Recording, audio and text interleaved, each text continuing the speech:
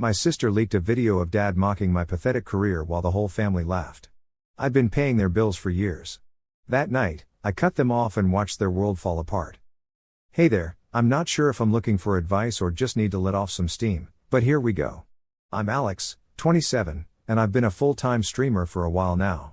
I don't really chat about it with my family because they don't get it, and honestly, it's easier that way. But here's the scoop: I make pretty good money, enough to live comfortably, invest, and even help out my family financially. Growing up, things were tight. My parents weren't well off. My dad, let's call him Greg, had a regular office job and always complained about low-paying real jobs. My mom stayed home, and my sister Emily, who's a few years younger, is still figuring life out. I don't fault her for that, but I do have an issue with what went down a few nights ago. Ever since I started raking in some cash, my dad's attitude has been weird. He's never really acknowledged my success, never asked how I make my living, and never treated me like an adult who can take care of himself and them. Instead, he acts like I'm some slacker with no real job. It used to be I roll-worthy comments like, "Playing video games all day must be so exhausting," or "When are you going to do something productive with your life?" But lately, it's gotten worse. So, last weekend, I went to my parents' place for a family game night. We don't do them often, but sometimes my mom insists on some bonding time, so I go along. I thought it'd be a chill night with some Uno, playful teasing, and maybe a nice home-cooked meal if I was lucky. But nope, it turned into a night filled with subtle and not so subtle digs at me. It started small, my dad poking fun at how I sleep all day. I just work late. Then my sister chimed in about how I never really grew up. Eventually, my mom started reminiscing about how I used to have such big dreams, as if I'm some big letdown now. I tried to shrug it off since I've dealt with this for years. But, here's the kicker: I didn't know Emily was recording parts of the night on her phone, and a couple of days later, she posted it online. I wasn't looking for it, just scrolling through Instagram when I saw her story. I tapped on it without thinking, and there it was, a shaky, low-quality video of my dad leaning back with a drink, saying, "I swear Alex has the easiest life on earth. Plays his little games, chats with nerds all day, and somehow pays rent. He could be homeless in a year and not even see it coming." Then, laughter, my sisters, my mom's, even my uncle's in the background. I swiped through more clips, all the same stuff: my dad mocking me, my mom joking about how I should use my computer science degree and get a real job, and my sister filming it like it was some hilarious backstage moment. At one point, she even turns the camera on herself, whispering between giggles, "This is why he never brings a girlfriend home." I knew they didn't take my job seriously, knew they thought I was wasting my life in front of a screen. But seeing it, hearing the laughter, the mockery, the lack of respect, it hit different. For years, I've been helping them out, covering bills, paying for my mom's medical expenses, even helping Emily with her rent. And yet, there they were, laughing at me like I was some joke. I closed Instagram and just sat there, staring at my phone. For the first time in years, something shifted inside me. If that's how they really saw me, maybe it's time to stop supporting them. At first, I made excuses: maybe they were just joking, maybe it was stupid family banter, maybe I was overreacting. But the longer I thought about it, the more I realized this wasn't just harmless teasing. It was contempt, and they meant it. You can tell when someone's joking, there's a certain vibe, something lighthearted, something affectionate. But this wasn't it. So, you know that video that wasn't really a fun watch? Yeah, it was my dad sitting there, super confident, just ripping into me like it was nothing. Meanwhile, my sister was recording the whole thing, thinking it was some kind of comedy show. And my mom? Instead of stepping in to defend me or saying, "Hey, maybe we shouldn't be doing this to Alex," she jumped right in with them. I felt this tightness in my chest, like a slow burn, not quite anger but pretty close. I wanted to text Emily right then and there to demand what she was thinking, but I held back. Instead, I opened my banking app and scrolled through recent transactions, just letting all the numbers hit me. There was $1,500 for my parents' house rent, $600 for the last part of Emily's car payment, $3,200 for a credit card bill my dad forgot to pay, and $250 for groceries because my mom called last month saying they were short. Each line was a quiet reminder of all the times I'd helped them with big and small financial problems because I wanted to, because they're family, even when my dad treated me dismissively and showed such little respect. I kept telling myself I was doing the right thing and that someday they'd realize I wasn't the lazy failure they thought I was. But as I stared at that video and those transactions, it hit me hard: they're never going to see me differently unless I make them. So I took a couple of deep breaths and finally did something I should have done ages ago. I opened the family group chat and typed, "Hey, just saw Emily's video. Didn't realize you all thought so little of me." Almost immediately, those 3 little dots appeared. My mom started typing, then stopped.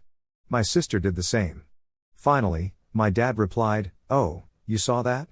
Come on, don't be so sensitive. We were just joking around." I just stared at the screen. Joking, really?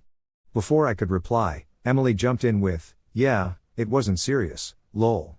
You know how dad gets after a few drinks." That burning in my chest got a bit hotter.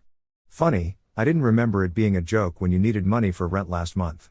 Then came another pause, longer this time, followed by, "Dude, seriously, you're mad over a stupid video?" I clenched my jaw. This wasn't just about the video, it was about all those years being treated like a joke, even while I was the one helping them with rent, keeping the lights on, buying groceries, and they still didn't get it. So I sent one last message: "I'll make this simple. If you think my job is so embarrassing, you won't have to worry about it anymore. Don't ask me for another cent." Then, before they could reply, I muted the chat and, for the first time in years, felt a wave of relief.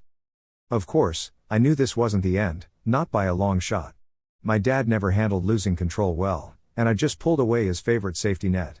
I had a feeling the real fallout was about to begin. The first few hours after I muted the chat were oddly quiet. No messages, no frantic apologies, no desperate attempts to argue.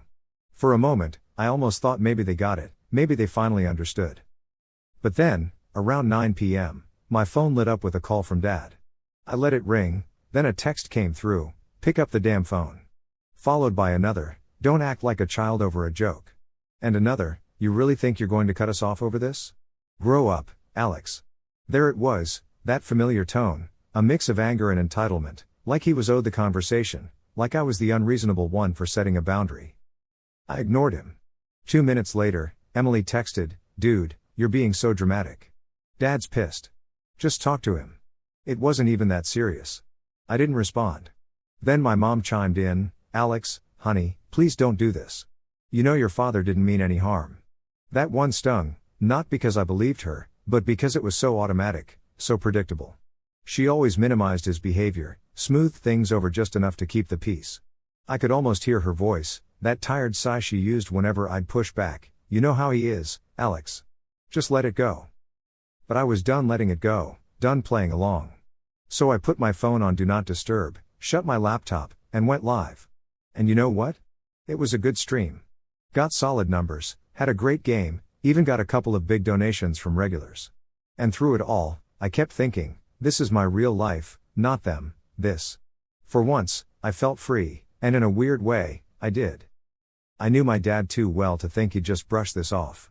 After crashing around 3 a.m., completely worn out, I woke up to a phone screen drowning in notifications, 16 missed calls, 8 from Dad, 4 from Mom, 2 from Emily, and 2 from an unknown number. But what really made my stomach drop was a notification from my bank app. Dreading what I'd see, I opened it. A $600 withdrawal, a $150 withdrawal, a $350 withdrawal. My brain took a moment to catch up, and then it hit me like a freight train: they'd taken money from me. Specifically, my parents had drained our joint emergency savings, the account I set up years ago when they were struggling, back when I thought helping them would earn their appreciation. I hardly ever used it, it was just my safety net. And there they were, emptying it. My hands were shaking as I unplugged my phone and called the bank. "I need to remove someone from my account," I said, trying to keep it together while the customer service rep asked the usual security questions. My mind was racing, a mix of anger and disbelief crashing over me. They really thought they could just take my money. While waiting, I pulled up our family group chat. Not even bothering to read any other messages, I sent one final text: "You just stole from me. I'm done." Then, I blocked them all. No more arguments, justifications, or excuses, I was done. But deep down, I knew this wasn't over. People like my dad don't just back down when they lose control. And sure enough, that afternoon, I heard it, a loud, angry knock at my door. Not the friendly kind, but insistent and demanding. I knew who it was before I even checked. Through the peephole, I saw my dad, jaw clenched, face red, fists literally shaking. He didn't look just mad, he looked furious, like I'd wronged him somehow. I stood there, heart pounding. I wasn't scared, not in the way he wanted me to be, but there was something chilling about how angry he was. Another knock, louder. "Alex, open the damn door," his voice sharp and commanding, a tone I'd heard all my life. He pounded again. "I know you're in there." I debated ignoring him until he left, but knowing my dad, that wasn't going to happen. He'd yell, escalate, and possibly cause a scene. So, I unlocked the door. The moment it cracked open, he pushed his way in, like he owned the place. "What is wrong with you?" he demanded, his voice a low seethe, fists tight. "You blocked your mother and sister after everything we've done for you?" I let out a sharp laugh. "Everything they've done for me, right? You stole from me," I said coolly. "Don't act surprised that I'm cutting you off." His face twisted into an ugly sneer. "Stole from you? Don't be dramatic. That money was for the family." My fingers clenched into a fist.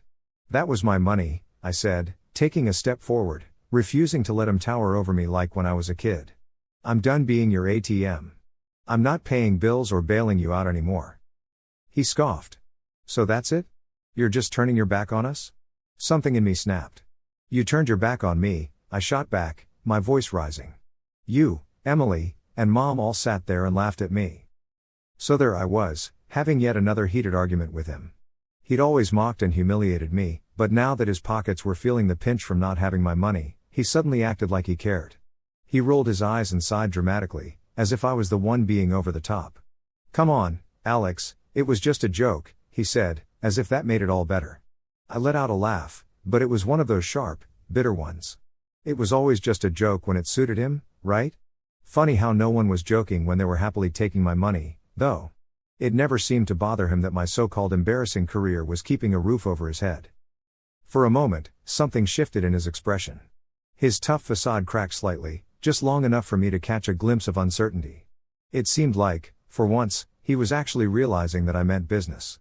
But then, just as quickly, the anger flared up again. He stepped closer, jabbing his finger into my chest, and spat out, "You wouldn't have that money if it weren't for us. We raised you, supported you. You wouldn't be where you are if we hadn't worked our tails off to provide for you." I took a deep breath and shook my head. "And I've repaid you 100 times over," I replied. "I took care of you, paid your bills, gave you everything I could, but it was never enough for you." I locked eyes with him, my voice going icy. "I'm done. You don't get to insult me, take my money, and then act like I owe you something." He didn't have an immediate comeback, just stood there, breathing heavily, his face twisted in anger. But beneath that, I saw something else, realization. Maybe, deep down, he was finally getting that I wasn't bluffing. But just as I thought he might actually leave, he flashed that annoying smirk of his. "You think you're some big-shot internet star?" he mocked. "This streaming thing isn't gonna last forever. You think those people online actually care about you? The second you're not entertaining, the second someone younger and better comes along, you'll be forgotten. And when that happens," he spread his arms wide with that patronizing smile that made my stomach churn as a kid, "you'll come crawling back, just like I always knew you would." I didn't say a word, just crossed my arms and waited for him to finish. He let out a short, bitter laugh. He really believed that. He needed to believe that, because the idea that I was successful, that I was better off without him, was something his ego just couldn't handle. So I just smiled, a slow, knowing smile that made his smug grin waver a bit. "You really think that, huh?" I said, almost amused. "You really think I need you?" I stepped closer, looking him dead in the eye. "You have no idea how much I actually make." That's when I saw it, a flicker of greed, curiosity, and doubt in his eyes. For the first time, he seemed to really consider it. He wasn't there just to argue or to make me feel guilty, he was there because he thought he could still win. But he was about to find out he'd already lost. For the first time ever, I saw something I never expected to see on my dad's face: hesitation, doubt. He wanted to believe I was bluffing, that I was still the kid he could manipulate, that my success was temporary. But now, standing in my nice apartment, an apartment he probably couldn't afford to rent even a closet in, it was hitting him. I was doing better than him, better than all of them, and he hated it. "You think you're too good for us now?" he said, his voice not quite as sharp but still trying to maintain the upper hand. "You think just because you got lucky playing video games on the internet, you don't need your family anymore?" I sighed, shaking my head. "You really don't get it, do you? This isn't about money. It's about respect." I gestured around the room. "I worked my ass off for this. Instead of being happy for me, instead of being proud of me, you laughed. You treated me like a joke." I stepped closer, my voice cold. But I'm the one laughing now. His jaw clenched. You think you'll be laughing when this all falls apart? Because it will fall apart. And when it does, don't come crying to us. I tilted my head, studying him. That's funny, because I was about to say the same thing to you, I replied, catching that flash of uncertainty in his eyes. I let the silence hang between us for a bit before speaking up. You need me, I pointed out casually, not the other way around. His face turned red, and he looked ready to throw some lame insult my way, but right then, his phone buzzed. He pulled it out, glanced at it, and his scowl deepened. I couldn't help but smirk. Is that Mom asking if you convinced me to change my mind? I teased. He tightened his grip on the phone, and I knew I hit the nail on the head. I crossed my arms, diving into the real issue. Let me guess, since I cut off the cash flow, the bills are piling up. You've got debts, right?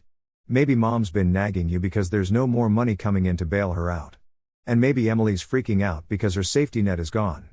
I paused to let it all sink in before delivering the knockout punch. How does it feel, Dad, knowing that your embarrassing failure is the only reason you weren't drowning? His breathing got heavier, and I could tell he was boiling with rage, but he didn't have a comeback because he knew I wasn't wrong. I headed for the door and swung it open wide. Get out, I said.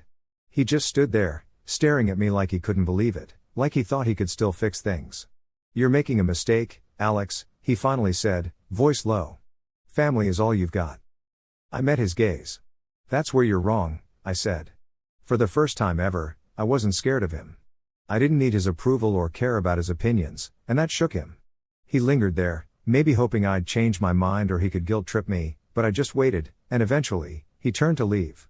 I shut the door behind him, locked it, and took a deep breath. I wasn't angry, hurt, or sad anymore. I just felt free. I stood there for a moment, basking in the silence. No more guilt, no more obligations, no more bending over backward for people who never really cared. It was over, and for the first time in ages, I felt like I could truly breathe. I knew they'd reach out again someday, maybe not today, maybe not tomorrow, but eventually, when the money runs out, when things get tough, they'll want me again. But I wasn't gonna be there. I'd spent years supporting them, hoping they'd see my worth, but I realized I never needed their validation. I was successful and happy without them, and I wasn't gonna let them drag me down ever again. So, what do you guys think? Did I handle this the right way? Would you have cut them off too, or given them one last chance? Let me know. Honestly, I've never been more sure about a decision in my life.